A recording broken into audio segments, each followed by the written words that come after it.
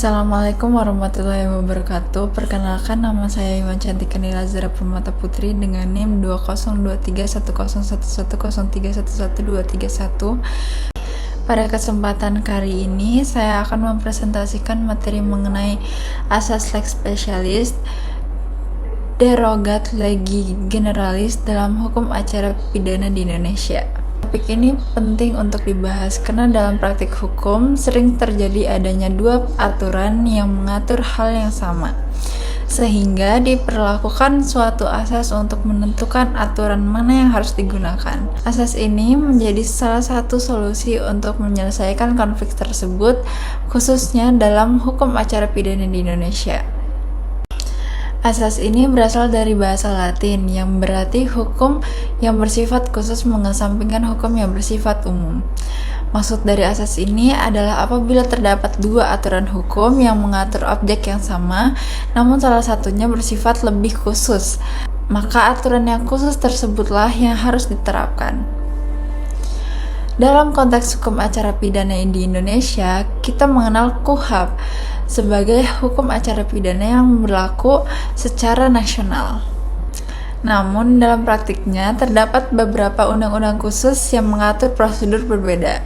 Misalnya, dalam kasus korupsi, narkotika, dan terorisme.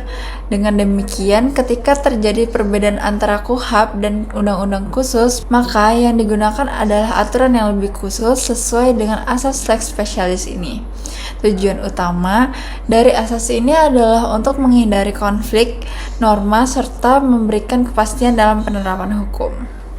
Selanjutnya, saya akan menjelaskan tentang dasar hukum.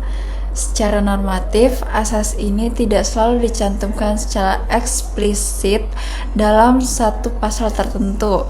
Namun, asas ini diakui dalam teori hukum dan praktik perundang-undangan di Indonesia. KUHP sebagai Undang-Undang Nomor 8 Tahun 1981 merupakan dasar hukum yang umum dalam hukum acara pidana. Sementara itu, terdapat berbagai undang-undang khusus yang mengatur prosedur berbeda sesuai dengan karakteristik tindak pidana tertentu. Dengan adanya undang-undang tersebut, maka secara tidak langsung asas ini diterapkan dalam sistem hukum Indonesia. Artinya, hukum acara pidana di Indonesia tidak bersifat tunggal, melainkan terdiri dari hukum umum dan hukum khusus yang saling melengkapi. Selanjutnya, perbedaan hukum umum dan khusus. Perbedaan antara hukum umum dan khusus dapat dilihat dari berbagai aspek. Yang pertama, dari segi ruang lingkup, hukum umum seperti KUHP berlaku untuk semua jenis tindak pidana, sedangkan hukum khusus hanya berlaku untuk tindak pidana tertentu. Yang kedua, dari segi prosedur, hukum memiliki prosedur standar. Sementara hukum khusus biasanya memiliki prosedur yang lebih spesifik dan terkadang memberikan kewenangan tambahan kepada aparat penegak hukum. Yang ketiga, dari segi tujuan, hukum khusus dibuat untuk menangani kejahatan tertentu yang memiliki karakteristik khusus, sehingga tidak efektif jika hanya menggunakan hukum umum. Dengan adanya perbedaan ini, maka jelas bahwa hukum khusus memiliki posisi yang lebih spesifik dan menjadi prioritas dalam penerapan hukum. Selanjutnya, contoh undang-undang khusus. Dalam praktik hukum di Indonesia, terdapat beberapa undang-undang khusus yang menjadi contoh penerapan asas lex specialis. Pertama, Undang-Undang Tindak Pidana Korupsi yang memberikan kewenangan khusus seperti penyadapan dan pembuktian terbalik. Yang kedua, Undang-Undang Narkotika yang mengatur mengenai rehabilitasi bagi pengguna narkotika. Yang ketiga, Undang-Undang Terorisme yang memberikan kewenangan lebih luas dalam penindakan terhadap pelaku terorisme. Yang keempat, Undang-Undang Tindak Pidana Pencucian Uang. Undang-undang tersebut menunjukkan bahwa hukum acara pidana di Indonesia telah berkembang mengikuti kebutuhan penegakan hukum yang lebih efektif. Selanjutnya, saya akan menjelaskan tentang urgensi asas. Asas lex specialis derogat legi generalis memiliki urgensi yang sangat penting dalam hukum acara pidana. Pertama, memberikan kepastian hukum. Dengan adanya asas ini, tidak terjadi kebingungan dalam menentukan aturan mana yang harus digunakan. Yang kedua, menyesuaikan hukum dengan perkembangan kejahatan modern. Kejahatan seperti korupsi dan terorisme memiliki karakter khusus, sehingga memerlukan penanganan yang berbeda. Ketiga, meningkatkan efektivitas penegakan hukum. Dengan adanya aturan khusus, aparat penegak hukum memiliki kewenangan tambahan untuk menangani perkara yang kompleks. Yang keempat, memberikan perlindungan hukum yang lebih optimal bagi negara maupun masyarakat. Dengan demikian, asas ini menjadi sangat penting dalam menjaga keseimbangan antara kepastian hukum dan efektivitas penegakan hukum.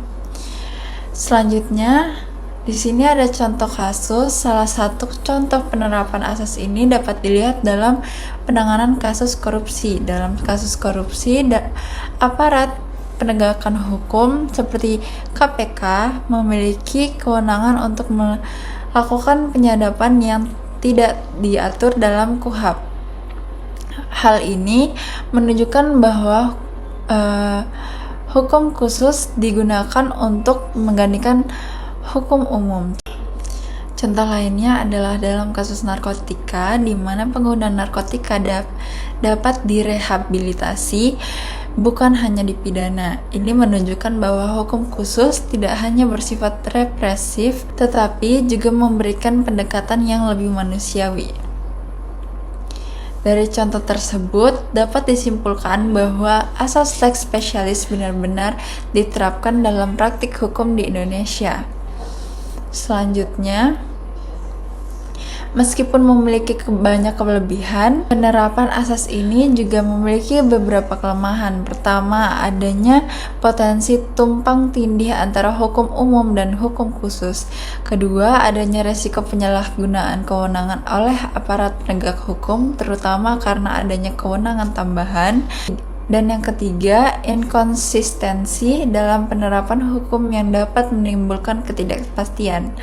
Oleh karena itu, diperlukan pengawasan yang ketat serta harmonisasi perundang-undangan agar asas ini dapat diterapkan secara tepat dan adil.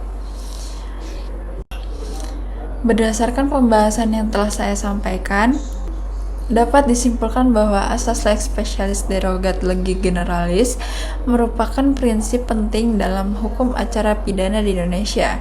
Asas ini digunakan untuk menyelesaikan konflik antara hukum umum dan hukum khusus.